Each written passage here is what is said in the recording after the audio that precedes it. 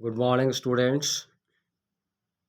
आज मैं आप लोग के लिए 20 मोस्ट इम्पॉर्टेंट एमसीक्यू क्वेश्चन लेकर के आया हूँ। जैसा कि ऑलरेडी मैं the last lesson line by line explain करके समझा चुका हूँ। यदि आप नहीं देखे हैं तो पहले थ्योरी क्लास देख लीजिएगा, तब ये एमसीक्यू ज़्यादा बढ़िया से समझ में आएगा। तो चलिए वन बाय वन क्वेश्चन करते हैं। Question number 1, who is the author of the last lesson. The last lesson का ऑथर कौन है? तो Alphonse Daudet. The last lesson का ऑथर है Alphonse Daudet. Who is the narrator of the story. Story का नरेटर कौन है? The French. फ्रेंच वही छोटा लड़का इस स्टोरी को बता रहा है, जिसे स्कूल जाने में काफ़ी डर लग रहा था क्योंकि वो पार्टिसिपल का रूल याद नहीं किया था। Why was Franz late for school. Franz school के लिए लेट क्यों हो गया था?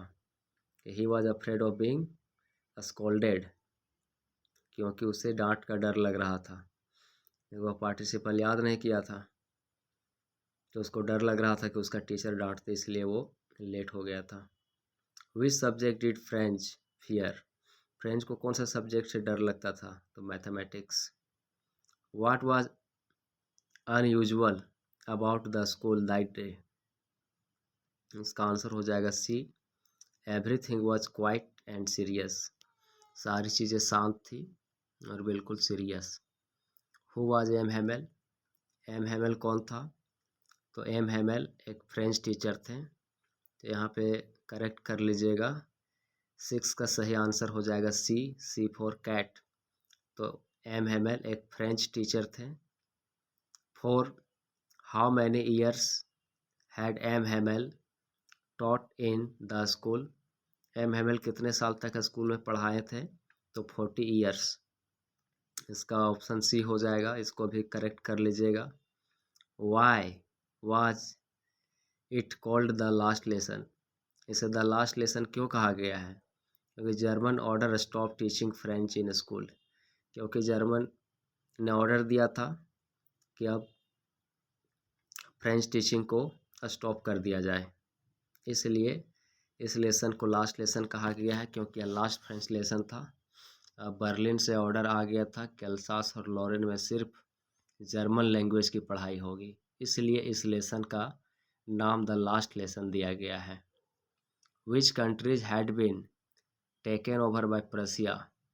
प्रसिया के द्वारा, है ना, कौन कौन सा कंट्री? तो अल्सास एंड लॉरेन। अल्सास और लॉरेन को प्रसिया के द्वारा जीत लिया गया था। Who was sitting on the back benches. Back benches में कौन बैठे हुए थे? तो विलेज एल्डर्स, विलेज पीपल बैठे हुए थे पीछे के बेंच में। Next question number 11, what did old Houser bring with him. Old Houser अपने साथ क्या लेकर के आया था?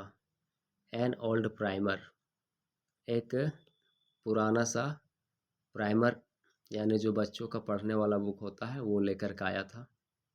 What did French realize during the lesson. Lesson के दौरान फ्रेंच को क्या रियलाइज होता है? He loved the French language and his teacher. इसका सही आंसर हो जाएगा B. What did M Hamel say about the French language. French language के बारे में एम हेमल का क्या कहना है? It was the most beautiful language. M Hamel French language को मोस्ट ब्यूटीफुल लैंग्वेज बताया है। What was written on the new copies. New copies में क्या लिखा हुआ था? तो न्यू कॉपीज में लिखा हुआ था France Alsace, France Alsace. What did the church clock announce. तो चर्च क्लॉक कब अनाउंस होता है? तो 12 o'clock and the end of the lesson. तो सही ऑप्शन सी हो जाएगा। What did M Hamel write on the black board. Black board में एम हेमल ने क्या लिखा? तो ब्लैक बोर्ड में एम हेमल ने लिखा वाइव ला फ्रांस, वाइव ला France. What does वाइव La France means. Vive La France का मतलब क्या होता है? लॉन्ग लिव फ्रांस, फ्रांस अमर रहे। वाइव ला फ्रांस का मतलब होता है long live France. What was Franz attitude at the beginning, शुरुआत में फ्रेंच का एटीट्यूड कैसा था? Careless and unwilling to study, शुरुआत में फ्रेंच बहुत ही लापरवाह था और पढ़ने के लिए इंटरेस्टेड नहीं था, इच्छुक नहीं था। What is the central theme of the story, इस स्टोरी का सेंट्रल थीम क्या है? The love for one's language and patriotism, कि हर किसी को अपना लैंग्वेज से प्यार करना चाहिए और देशभक्ति की भावना होनी चाहिए, पैट्रियोटिज्म देशभक्ति निभाना चाहिए। विच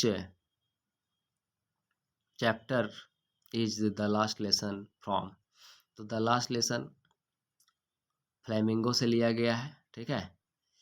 तो ये 20 मोस्ट इम्पोर्टेंट क्वेश्चन था, यहाँ से मैक्सिमम क्वेश्चन आप लोगों को डायरेक्ट एग्जाम में देखने को मिलेगा, ठीक है। यदि आप फर्स्ट टाइम है तो लाइक और सब्सक्राइब कर लीजिए और अपने दोस्तों के पास शेयर कीजिए। इसी तरह 1 बाय 1 सारे चैप्टर को हम डिटेल एक्सप्लेन करने के बाद इसका MCQ प्लस क्वेश्चन आंसर भी करवा देंगे। Thank you.